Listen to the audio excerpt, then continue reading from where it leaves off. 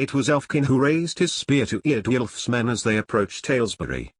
More men, on the ramparts above, turned quickly at the boy's shout, and he stepped towards them with a loud, "What?" They stopped, and this time, Eardwulf slipped from his horse, hand in its rein. "The Lord Eardwulf," Eardwulf declared, and Elfkin raised his spear immediately. The tethered side-feet struggled on his horse, but Osrith slapped his head down, which brought Elfkin over to her, and he poked his spear between Osrith and Sidefirth. "Prisoner," he declared, but was addressing Osrith. "Not I, little elf," Osrith whispered to him, and the boy's face lit up in delight. Osrith. Throwing his spear to the floor, he jumped on her, hugging her tightly around the arms. Beside her, she heard muffled snorts from Oshir and Egelfrith. "Glad to see you've grown," Osrith declared, looking the boy up and down. Clearly good food had helped him, and he now stood just past Osrith's shoulder. "In a couple of years you will be taller than me." "Now," Osrith added, "that is not becoming of a mercenguard. Show me how I taught you." Osrith whispered, and the young boy pulled away from her and stood to attention again, spear raised. She saw Eardwulf's disdain as they marched through the gates of Aylesbury, and into the inner yard. As was usual at this time, a market was coming together, and people were assembling to buy goods. At the front of the gate, as the frontiermen led their horses, Osrith saw Miral before the hall. He broke into a smile when he saw Osrith. Eardwulf strode past him, glowering at Osrith. "I thought you were in Winchester forever," he declared, taking Osrith round to the armory. "You stink to high heaven." "Pigs," Osrith replied, and while Miral busied himself finding her clothes, Osrith found the horse's drinking water dripping down to her bindings and underbreeches.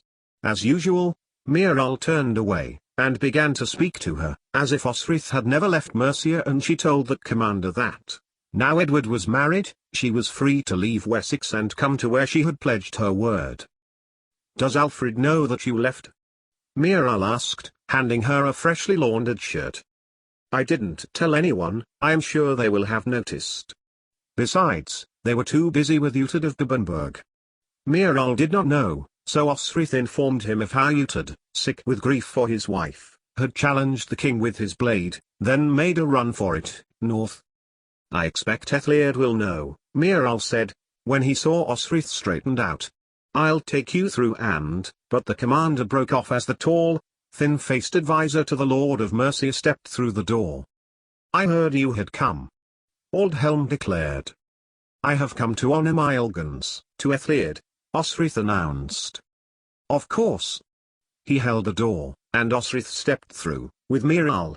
"I understand you missed the road from Oxford and had to come back into Mercia. And met some of our guards." "Indeed. I was pursued." It was true, in a way, if you assumed Finan was the pursuer. "So I got back onto the road when I could." Aldhelm held the door that led into the kitchens. "Are we not going to Ethliad?" she asked, when Aldhelm gestured to the long kitchen table, which was becoming filled with food. "You are just going to sit there and tell me everything?" He gestured to one of the maids to bring Osrith chicken and milk, which she did not deny she wanted, and Miral sat the other side of her as Osrith told them of her being chased by the frontier men, whom she praised, and how she had disarmed a man intending to try to attack a young girl. Sidefirth, Aldhelm nodded. Eardwulf confirmed the same thing, he added. "He is very put out that you came along." Osrith lowered her chicken leg, which she was just about to bite into. "He called himself Lord Eardwulf?" Osrith questioned. Aldhelm nodded. "Eardwulf is a lord, or at least, was. His father got into difficulty, and was stripped of his lands and titles."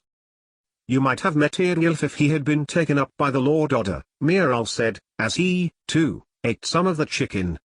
"However, the Lord Ethliad chose to keep him close at hand, punish him for his father's misdeeds." "Misdeeds?" "The Lord Eanfrith was cheating Ethliad handsomely from the treasury. Having been put to death, Eardwulf was put into military service." Osrith looked from Aldhelm to Miral, who had taken over the telling of the story. "So, that is why he was sent as a captain to a military division?" I suppose I never saw him because he was always in a different place to me. She saw Old Helm frown at Miral, who was clearly enjoying himself. I lost money to gambling, and fairly and squarely was punished, and I hated it in Odda's service, Miral explained. I noticed, agreed Osrith. But I was a captain, a leader. Miral took a piece of gammon from Osrith's now discarded plate and chewed it thoroughly. Eardwulf had to watch his father hanged for theft, and then be told that he was to begin in the army at the bottom. A mere guard. Him, a lord. Having to begin with the lowliest. But he said he was a lord now, Osrith insisted, thinking how awful that must seem to a man in his position to feel demeaned. It probably hadn't helped that Osrith had further shamed him because of the word Yield and ordered his division around. That is because the Lord Ethliard has been generous. Eardwulf petitioned him, and Ethliard has changed since the Lady Ethelfled moved to Saltwick. He is distracted and distant. He finds it hard to show an interest in his kingdom. So, even though Alfred is ill, he has Mercia now, if its lord will not take an interest, Osrith thought to herself, and drained the rest of the milk from the jar. And, Ethelfled was no longer in Aylesbury. That was a delight. Osrith tried not to grin too hard at that news. Will he be holding court today? Osrith asked, keen to be put to use again, in the Mercian army. I want to ask him to take me back. He is, Old Helm confirmed, and smiled to Osrith. But you need not worry about asking him for your position. By the very fact you are here means I can put you as captain at the head of any division I wish. I have already agreed this with the Lord Ethliard. You will have a special role of auxiliary captain. Osrith lowered her jar. What does that mean? That you are not fixed to a division. You don't need to be with just one set of men. I can place you anywhere I need you. Osrith hoped that her disappointment showed on her face. She liked being head of a group of men, to learn them, for them to adapt to fighting protocol, to get the best out of them. Osrith, Old Helm concluded. That you have returned to us is indeed fair news, and he dragged his stool back, standing up and smiled as if genuinely pleased to see Osrith. He seemed to be, and Osrith was genuinely pleased to see Ethliard's chief advisor. Think about it, Miral encouraged, for he had known Osrith for longer, and sensed her disappointment. Now, wait in the armory. Ethliard will need to see you today to discuss the matter of Sigefrith. In the end, Osrith went to the stables. She had just cleaned herself, ready for the Lord Ethliard's audience, but she felt that some work would do her good. He would not send her back to Winchester, Osrith reckoned, with some degree of certainty. Indeed, Ethliard had wanted her back in Mercia. But, he may have issues about her arrest of one of the guards, whatever he had done, for she was not Mercian, and Ethliard was strict on following the codes of practice. It put them distant from the Danes, he had always said, but he was not so fixated as Alfred was, with the Wessex law. At least Ethliard offered some flexibility, though the rules were followed, nonetheless. The Anglish, of Bernicia, had codes too, and probably the East and Middle Angles, but Osrith knew little of them, for long had they been in the hands of the Danes and no Anglish government existed in either of these ancient kingdoms now. As Osrith maneuvered a pile of Yuste into the center of the courtyard, she noticed a young child, a girl of about the age of 11, skipping about near the gardens. She stopped what she was doing and watched her seeming to bend to the flowers and talking to them. She had red hair the color of flames, reminded her of Find Laith, Malmuir's first husband, king of the Aelgi and High King of Ireland. The girl looked up, as if sensing she was being watched, and then had no fear in coming over to talk to Osrith. Are you a new guard? She asked, not in the least apprehensive of talking to a guard. No, Osrith shook her head. I am a captain. No, the girl corrected her, with all the confidence of being right that a lot of children possessed. You must be a guard, captains don't clean the stables. This one does, Osrith replied. For the job needed doing, and I had time. The girl laughed. You talk strangely. Are you a Briton? I am Anglish, Osrith replied. From Alba. Have you heard of that land? Dragons come from Alba, the girl replied. I am looking for the dragons in this place. And do your parents live here? Is your father a lord to the Lord Ethliad? The girl laughed. My parents are both dead, my brother is here. She bent towards Osrith. My name is Eadith. Osrith. Osrith replied, holding out a hand. Eadith looked at it, then took it, and shook it gently. And your brother? Osrith soon found out, but not from Eadith's lips, for the girl's brother had crossed over to them and put a hand on her shoulder. You are required in the hall, Eadwulf told Osrith, in a tone that sounded like he was telling her off, and he took Eadith by the shoulder, and led her off through the garden and in through a door that took them to the chapel. Eadith looked over her shoulder just before they went in, and smiled sadly at Osrith. She was halfway to the hall, entering it through the corridor that led from the courtyard, when Eadwulf caught up with her. You were supposed to be in front of the Lord Ethliad by now, so he could talk to you about your arrest. I'm going, aren't I? Osrith asked, walking past two guards who knew her, and who greeted her with a nod and a smile as she passed. As they got to the door, Leofstan, her oldest warrior, pulled aside his spear with another man on the other side, and opened the door, his face also breaking out into a grin when latent recognition entered his brain. You should have been here. Eadwulf hissed, to a silent hall. That, of course, brought Eadwulf and Osrith to the attention of Ethliad, who glared at Eadwulf as he continued, oblivious to the situation around then, and what the hell were you about to do to my sister? Osrith found herself shocked. His sister? But recovered quickly. What was I going to do? She repeated. We all know what, Eadwulf snarled. Osrith collected her thoughts as she saw Ethliad raise a hand. What with, Captain? Osrith shot back, and those who knew her laughed, including Miral and Aldhelm, who gave a polite, humor-laced cough. Those who did not stared at Osrith in amazement. I was cleaning the stables, and a young girl came over to talk to me, my lord, Osrith explained to Ethliad. And I did nothing to her except talk to her back. So I have no idea what the Lord Eadwulf means. We all know what could have happened. Who are you anyway? Eadwulf seemed unaware that the entire court of Mercian lords were standing about them. A captain of Mercia. Osrith retorted. Auxiliary captain, she added. And I am sworn to Lord Ethliad. But I do not of a cock. More laughter. Even the Orbergid had a glimpse of humor at his lips. Is that because they were removed by the last brother looking after his sister's honor? Eadwulf demanded.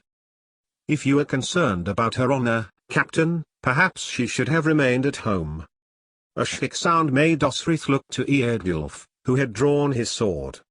Osrith made a glance to Ethliad, who waved his hand in a disinterested manner. Put it away, Eadwulf, he told the man, and Osrith noticed with some satisfaction that Ethliad had not prefixed the man's name with the title he had claimed himself. As he was sheathing it, that was when Osrith attacked, running across the wooden-floored building and leaping onto the man, who fell flat down onto his back, as Osrith began to pummel his face with her fists. A discordant murmuring fell across the lords. Osrith, get off the man, Ethliad's bored voice cut through the undercurrent. When he admits he was wrong about me, she declared, and made to punch his face. Eadwulf had caught hold of both of her fists and was pushing her back. So she head-butted him at the top of the nose. He let go, his face streaming with blood. I said get off him. Ethliad shouted. Osrith stopped and clambered off him. But Eadwulf had decided to take a knee to Osrith's testicles and he would have caused her a good deal of pain, if she had any. She stumbled back, but got to her feet quickly, and edged back towards Miral. Just stop. Ethliad declared, his hand waving. Eadwulf, she is a woman. Osrith, just, say what you need. He glanced at a piece of paper in his hand. What did this ... Sigefirth do that you hit him on the head with a cudgel and arrested him? Attempted rape on a daughter of one of your shawls, Osrith replied. And has the regil been paid? Ethliad asked this of Eadwulf. It has, the man agreed, glowering at Osrith, his mouth soaking up a lot of blood from his node. Then, that is the end of the matter, Ethliad stated. The man shall hang in the morning, and you will go back on duty with your men, Eardwulf. And that should have been the end of the matter. But instead, Eardwulf stepped towards the Lord of Mercia. By what authority did this woman have to take over my division? He asked. There was a hush now, as the lords listened to Aethliad. He looked at Osrith, and then back to Eardwulf. She is my oath-taker, she has sworn to Mercia, and as such, has been extremely prodigious in ensuring my law has been carried out. But, Osrith noticed, the man standing before his lord looked remarkably confident in himself, and he placed his hands behind his back, as if he were about to advise Aethliad. Osrith, he began, looking at her. That is your name? It is, Osrith replied. And is what the Lord Aethliad said true? Being female? It is. Then, unfortunately, Eardwulf paused, for if it, as a female, you have no jurisdiction in Mercia, or any of Mercia's outside interests. Never. I don't believe it. Really? These were the words Osrith did catch in the buzz of hasty discussion amongst the lords. Aethliad held up a hand, and silence fell again. I do believe nothing is written, Aldhelm put in. Your father, though a law-keeper, was, however. He was a debtor. This does not mean his keeping of the law was not true. Eardwulf had not moved. Cleverly, Osrith thought. It was as if he were advisor to Aethliad himself, rather than a possible lord fixed in a captain's role. Tell me, Eardwulf, Aethliad replied, you are going to keep bothering me until I let you speak, are you not? Eardwulf bridled at Aethliad's indifference, but continued anyway. The law code, as written by Offa, states that a man may bring a commitment to his lord, not a woman. Eardwulf threw back his head. Men of Mercia, he quoted, earls and free men, and those men under oath to the king. Or in your case, lord, he added, with equanimity.